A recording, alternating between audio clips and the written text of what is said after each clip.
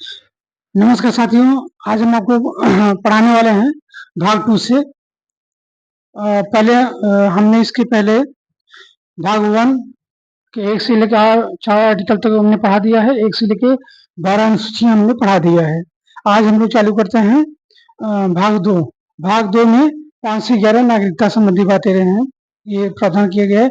ये नागरिकता संबंधित जो भी बातें हैं वो कॉन्सेप्ट लिए गए हैं ब्रिटेन से। ब्रिटेन में एकल नागरिकता है और यूएस में तो दोहरी नागरिकता है। वो हम आपको बताएं, पहले वो संघ है, फेडरल है। राज्यों का जो अलग नागरिकता होता है और संघ का अलग होता है, मगर अपने यहाँ ऐसा नहीं है। अपने में एकल नागरिकता है, ठीक है। ये चीज अंतर उसमें है। अच्छा, अब हम लोग बातें कर रहे हैं आर्टिकल 5 से। आर्टिकल 5 क्या है? आर्टिकल इसमें भाग 2 में आर्टिकल 5 है, 6 है, 7 है, 8 है, 9 है, 10 है, 11 है। ये आपके 5 से लेके 11 तक के इसमें आर्टिकल है, ठीक है। अच्छा, इसके बाद हम आपको पहले आर्टिकल डाल देता हूँ, हेडिंग डालेंगे उसके बाद बता रहा हूँ, ठीक है। आर्टिकल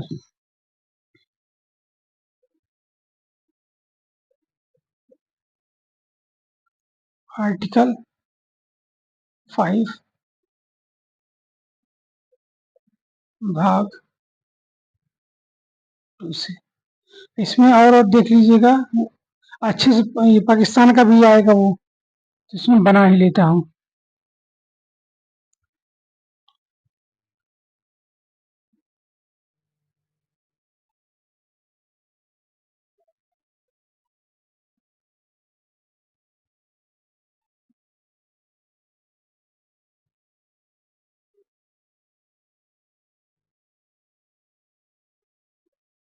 ठीक है।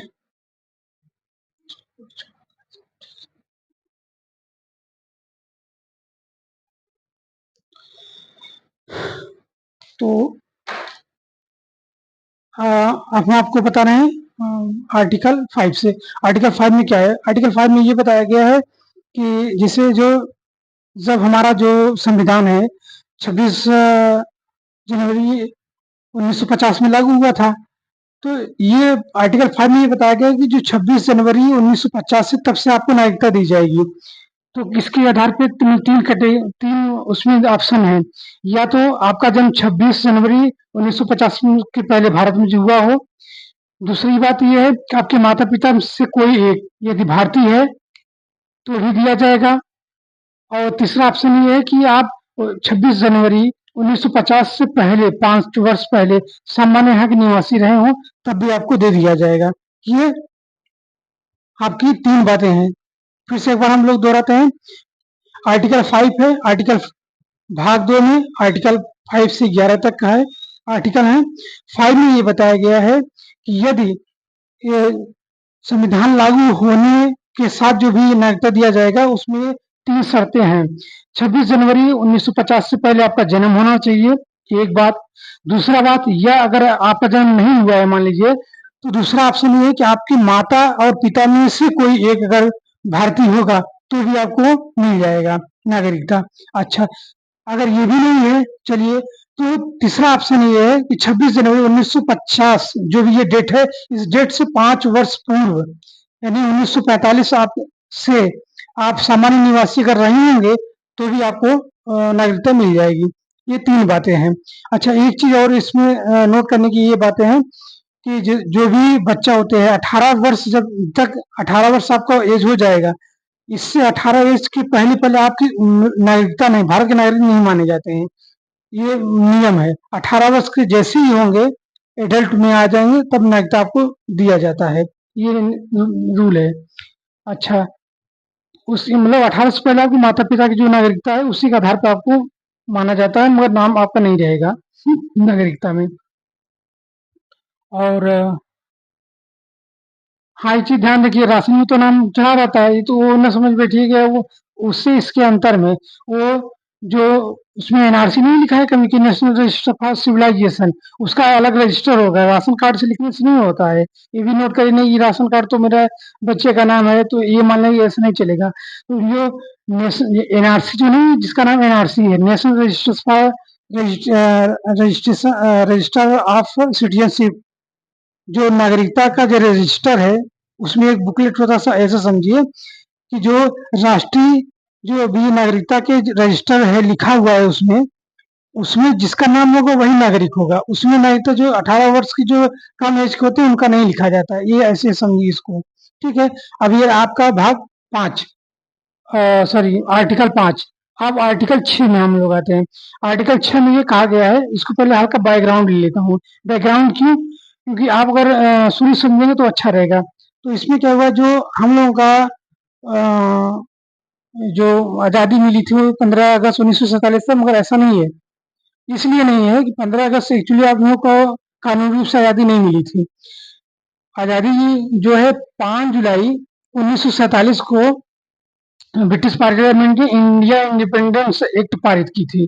उसमें 18 जुलाई को शाही का शासन हुआ था, जो वहाँ के राजा थे उसमें साइन किए थे कि हाँ ये ठीक है। उसमें ये बातें कहा गया था, इंडिया के जो संसदीय बोर्ड है, जो भी सदस्य हैं, जो भी कार्यरत थी, उसको ये अधिकार दिया जाता है कि वो चाहे तो अधीन रहे ब्रिटेन के, या अगर नहीं चाहता तो उस ब्रिटेन से अलग होकर अपना अलग व्यवस्था देख सकता है। इसमें ये कहा गया था इंडिया इंडिपेंडेंस एक्ट में। ये फिर 1947 में इसको नहीं खत्म किया गया था। ये 26 जनवरी 1950 में इसको पारित कर दिए थे कि ठीक है, आज से अब ब्रिटेन का शासन खत्म, अब भारत के लोगों का शासन रहेगा। ठीक है। तो ये चीज आप ध्यान में रखिएगा। कानूनी रूप से जो आजाद हुआ भारत, वो 26 जनवरी 1950 था। 15 अगस्त 1947 से नहीं था। वो तो आंशिक माना जाए, कानूनी रूप से वही मान्य होगा। तो मतलब वो कहने का ये है कि जो इंडिया इंडिपेंडेंस एक्ट था वो जीवित था। कब तक? 26 जनवरी 1950 तक। जैसे 26 जनवरी 1950 लागू किया गया, कि ये बताया गया कि आज से इंडिया इंडिपेंडेंस एक्ट जो वो निष्क्रिय होगा, और जो हमारा भारतीय संविधान होगा वो अब लागू होगा। तो ये प्रावधान है इसका है। तो जो 18 जुलाई 1947 को जो पारित हुआ, और शाही में शायद 5 जुलाई 1947 ब्रिटिश पार्लियामेंट में हाउस में जो पास हुआ।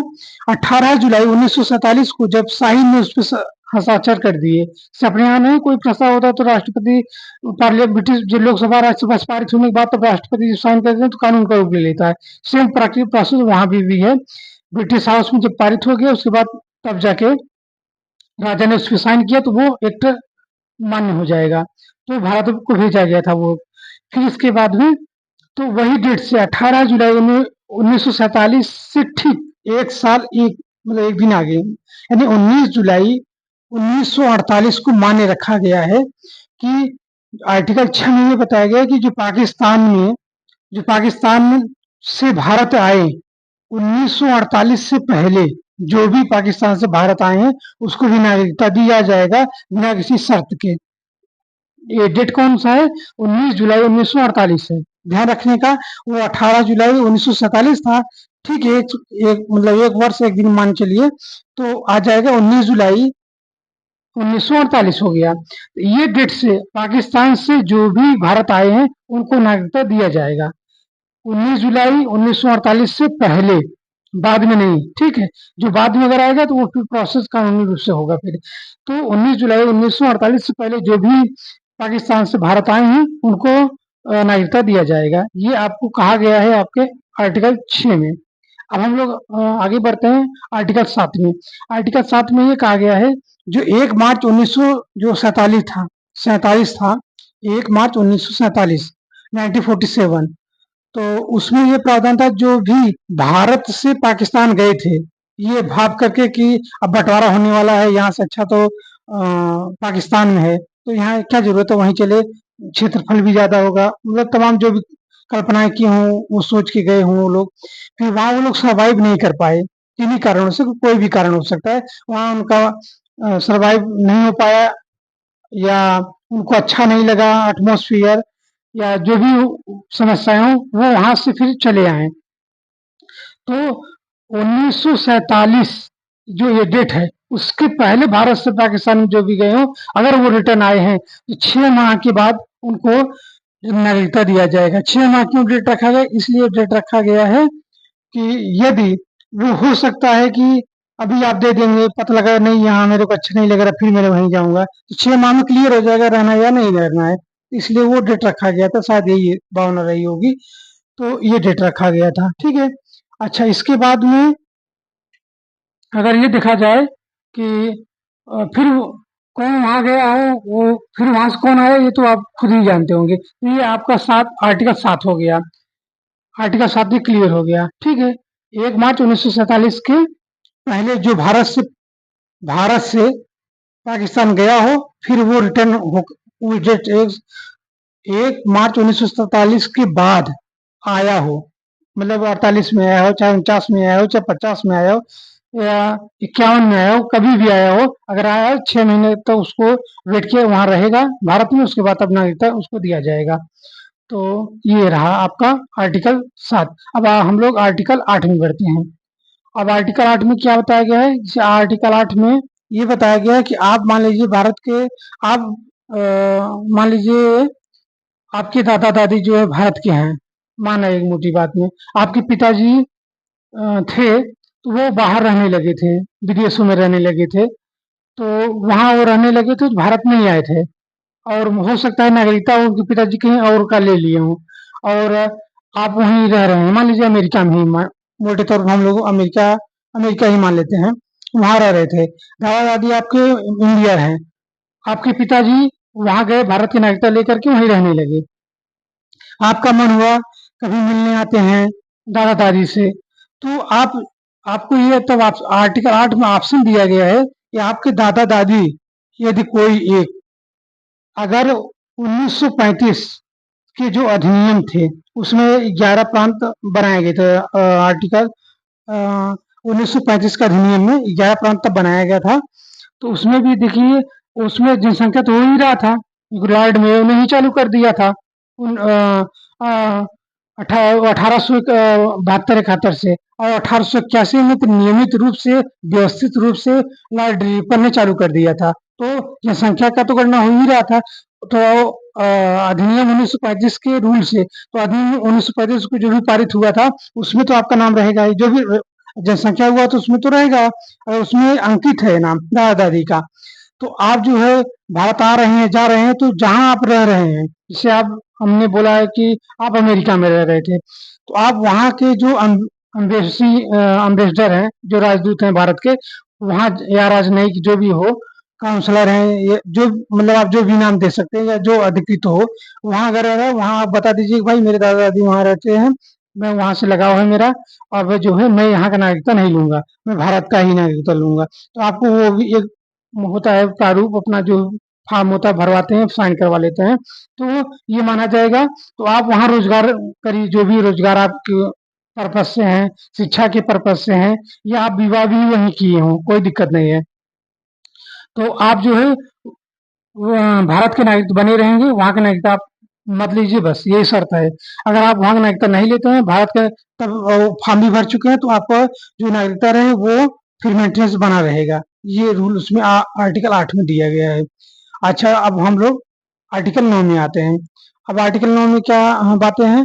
तो आर्टिकल 9 में ये बातें हैं कि जिसे आप अगर विदेश की नागरिकता ग्रहण कर लेते हैं तो भारत की नागरिकता खत्म हो जाएगी, क्योंकि दोहरा नागरिकता नहीं देगा कि आप दूसरे देश का भी नागरिक रहें, भारत का भी नागरिक रहें, ये नहीं चलेगा, क्योंकि इसमें अपना जो भी रूल है भारत का, भाई जो लगाव है, या और कानूनी पर्पज होगा, कोई और बातें होंगी, इसलिए जो है इसको ऐसा ही रखा गया है। तो आपका दोहरी नागरिकता नहीं अलाउ नहीं है, या भारत का रहिए या विदेश का रहिए, दोनों से एक आपको चुनना पड़ेगा। ये आर्टिकल 9 में बताया गया है। ये मतलब नागरिकता छीनने की बात इसमें की गई है, और आर्टिकल 10 में भी वही बातें हैं, छीनने वाला है, प्रोसेस अलग है।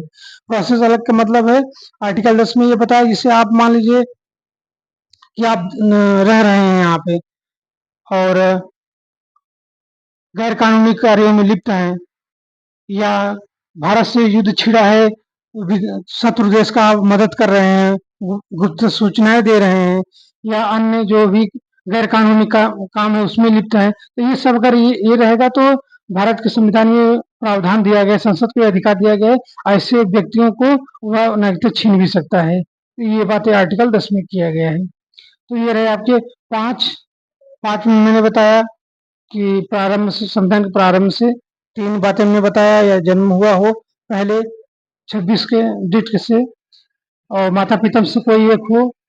और तीसरी बात मैंने ये बताया था कि आप यदि 5 वर्ष 26 जनवरी 1950 से पहले यहाँ सामान्य निवासी रहे हों, ये आपका 5 हो गया।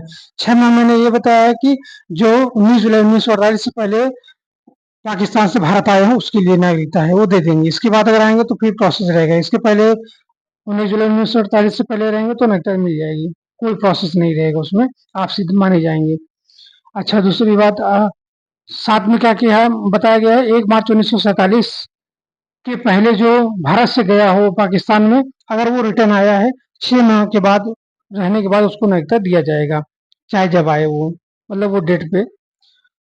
और 8 में ये बताया गया आपके दादा दादी मान लीजिए भारतीय हैं कोई एक, और आप बाहर रह रहे हो, आपके पिता भले दूसरी जगह की नागरिकता लिए हैं, तो आप अगर इंटरेस्ट है आपका कि भाई मैं यहाँ का नहीं लूंगा, मैं भारत का ही लूंगा, तो आपको दे दिया जाएगा। शर्त यह है कि 1935 का जो अधिनियम है, जो भी जनगणना हुआ था, उस जनगणना में आपके दादा दादी का नाम होना चाहिए।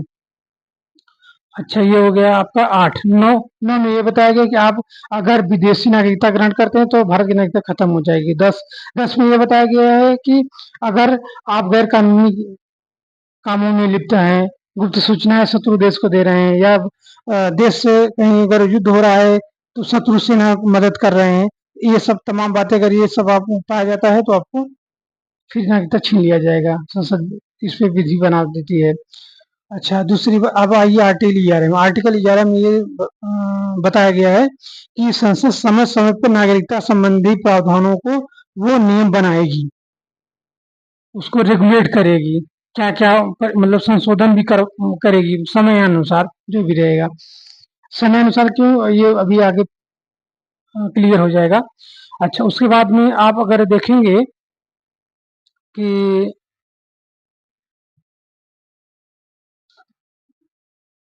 तो ये रहा मतलब आर्टिकल 5, आर्टिकल 6, आर्टिकल 7 हमने बताया। फिर आर्टिकल 8 बता दिया, आर्टिकल 9 हमने बता दी, आर्टिकल 10 हमने बताया। अब आर्टिकल यहाँ ले लेते हैं, आर्टिकल 11। आर्टिकल 11 में ये प्रावधान दिया गया कि 1955 सर्वप्रथम संसद ने विधि बनाया था, नागरिकता संबंधी प्रावधान था उसमें। उसमें 5 प्रकार से नागरिकता देने का बात किया गया था। पहला है वंश के आधार पे, जैसे मैंने आपको बताया वंश ही तो है ना, वो जो आर्टिकल 8 है। आर्टिकल 8 तो वंश ही हुआ, दादा दादी आपके जो है एक प्रकार से वंश ही हुआ। अच्छा, 5 जन्म भी दिया गया है, तो इसमें भी वही जन्म बताया गया है। तो वंश के आधार पे जन्म अगर आपका हुआ हो तब भी हो जाएगा भारत में। अच्छा, तीसरी बात ये है कि आप नागरिकता जो रजिस्ट्रेशन करा के, रजिस्ट्रेशन मतलब इससे वही आर्टिकल ले लीजिए 7 वाला।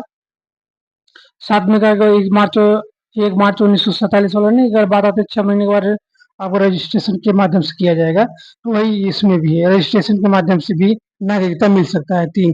चौथा चौथा है देशीकरण, मतलब आप यहाँ रह रहे हैं, आपको अच्छा लगने लगा, आप मतलब विदेशी नागरिक हैं, आप गए ही नहीं अपने, यहीं रहने लगे 5-6 साल 10 साल यहाँ रहे, आपको ये जो एटमोसफियर है, मतलब जो व्यवहार है लोगों का, कल्चर है, आपको अच्छा लगने लगा, यहाँ मौसम अच्छा लगने लगा, लोगों का व्यवहार अच्छा लगने लगा, ये सब अगर बातें हैं, आपको अच्छा लग रहा है, घुल मिल गए हैं, तो आप देशीकरण हो गए, इसको बोलते हैं देशीकरण हो गया है। तो देशीकरण की प्रक्रिया के आधार पर भी आपको नागरिकता मिल सकती है। अच्छा, पांचवा क्या था? पांचवा हमने बता रहा हूँ कि जो ये आपका अर्जित जो राज्य है, जो हमने बताया था ना कि 36वां संविधान संशोधन 1975 में सिक्किम को भी 22वां राज्य का दर्जा दिया गया, और आपका 35वां संविधान संशोधन 1974 में उसको स्वराज का दर्जा मिला गया। वो लोग जब इसमें जनसंख्या तो होगा ही, वो लोगों का जब अर्जित राज्य पे नागरिकता दिया गया तो यही प्रावधान से किया था, 5वां प्रावधान से। ठीक है, तो ये हम लोग 5 बातें बताएं, मतलब 5 प्रकार से नागरिकता दिया जा सकता है। कौन कौन? पहला मैंने बताया वंश के आधार पे, जो आपको आर्टिकल 8 में क्लियर हो जाएगा, ये व्याख्या वही समझी है। अच्छा, जन्म के आधार पे आर्टिकल 5 पकड़ लीजिए, मान लीजिए ये भी ऐसा क्लियर, दोनों क्लियर हो जाएगा इससे। फिर हमने बताया कि रजिस्ट्रेशन के आधार पे रजिस्ट्रेशन भी करा सकते हैं, ठीक है। अच्छा, उसके बाद में देसीकरण से हो सकता है, और उसके बाद में आपका अर्जित राज के आधार पे भी किया जा सकता है, 5 प्रकार से। अच्छा, इसमें अब क्या हुआ, निरंतर इसमें संशोधन भी किया गया। संशोधन इसलिए किया गया कि ऐसे पहले जो पहले भाई वो आर्टिकल जो 368 किस लिए दिया गया है कि उसमें लचीलापन भी रहे। लचीला मतलब कोई अगर कानून है, अगर वो स्टाग्राम में स्थिर रहेगा स्टेचू की तरह, तो कहीं ना कहीं टूट जाएगा, उसमें मूवमेंट होना, लचीलापन होना चाहिए। इसलिए आर्टिकल 368 को दिया गया है, इसीलिए कि संशोधन भी होता रहेगा। तो उसमें संशोधन किए 1955 में, फिर 1986 में हुआ। क्यों हुआ? 1986 तक आते-आते उसमें कुछ देखने, मतलब रिजल्ट ये आया कि जैसे माता-पिता कोई एक हो, तो कुछ देशों द्वारा जिसे कोई भी हो, आप समझ जाइए कौन हो सकता है, कि वो लोग बाहर यहाँ आते थे भारत में, यहीं रहते थे और पासपोर्ट वीज़ा पे रहते थे, यहाँ पे अपना जो भी शादी-विवाह करके चले जाते थे, बच्चे यहीं रह जाते थे। अब मजबूरन उनको तो, अब उसमें शर्त ये दिया गया था 1955 के माता-पिता, वो 5वें में बताया कि माता-पिता में उसको एक होना चाहिए। अब उसमें प्रॉब्लम क्या है, माता-पिता में वास्तव में तो माता तो एक ही है, पिता बाहर का है। तो ये तो मतलब ये तो प्रमाण पूरे तरीके से आपको देना ही पड़ेगा। फिर बाद में ये सोचा गया तो इसमें परिवर्तन कर दिया कि नहीं, फिर उसके बाद में परिवर्तन करके ये बोला कि नहीं, माता-पिता दोनों होना चाहिए, वैलिड होना चाहिए। ऐसा नहीं है कि अनवैलिड हो, अब तो नहीं चलेगा। इसी तरह की प्रोसेस है, इसमें परिवर्तन संशोधन करते हुए किया गया है। 1986 में हुआ, फिर 1992 में ये हुआ, फिर 2003 में हुआ, फिर 2005 में अटल जी भी किए थे और मनमोहन भी किए थे 2005 में। फिर उसके बाद में लास्ट में अगर आप देखेंगे तो 2019 में परिवर्तन आया था, उसमें रजिस्ट्रेशन वाले प्रोसेस में। तो रजिस्ट्रेशन वाले प्रोसेस में क्या था कि उसमें ये बताया गया, सीए जो नहीं आया था सीए, तो सिटीजनशिप अमेंडमेंट एक्ट आया था, जो उसमें संशोधन से रजिस्ट्रेशन के माध्यम से किया था। बात वही है, 5 साल मैंने जो आर्टिकल 5, ये आर्टिकल 5 में है ना कि 26 जनवरी 1950 से 5 साल पहले का सामान्य निवासी है, तो आप जो है नागरिकता के वैलिड हैं। तो वही तो बात ये इसमें भी है, 2019 से पहले 5 अगर जोड़ेंगे तो 14 ही तो आएगा, 14 5 19 होता है। वही बात है, थोड़ा घुमा फिरा के मसाला डाल के बताया गया है ये। तो 2019 में सीए जो ये आपका आया था सिटीजनशिप अमेंडमेंट एक्ट, तो उसमें बताया गया जो 2014 से पहले जो भी भारत में रह रहा है, अब उसको नागरिकता दे दिया जाएगा। अब उसमें किसका नाम है वो लोग आप जानते ही हैं। उसमें ये जो भी हो, जैसे हिंदू हो, हिंदू, सिख, ईसाई, जैन, बौद्ध, और मुस्लिम का नाम नहीं था उसमें, बाकी सबका था। इस मुस्लिम का नाम इसलिए नहीं दिया गया था, उसमें ये बताया गया था कि भाई वो तो पाकिस्तान भी मुस्लिम देश है, अफगानिस्तान भी है, बांग्लादेश भी है। तो अब हिंदू राष्ट्र तो कोई है नहीं, इसलिए ऐसा है।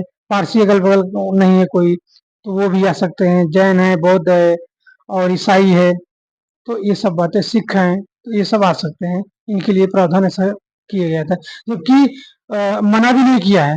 ऐसा नहीं है कि अब वो प्रावधान तो ही है, 5 साल में अगर मुस्लिम भी कोई आएगा तो भी होगा 2014 से पहले उसको भी मिलेगा। कहने का भले कह दें। तो ये रहे आपके भाग 2 और आर्टिकल 5 से 11 तक के। तो हमने 5 बताया, 6 बताया, 7 बताया, 8 बताया, 9 बताया, 10 बताया और 11। ये सब आपके रहे भाग 2। कल से हम लोग फिर अब चलेंगे भाग 3 से, जो 1235 है, उसको कल बताएंगे। Thank you.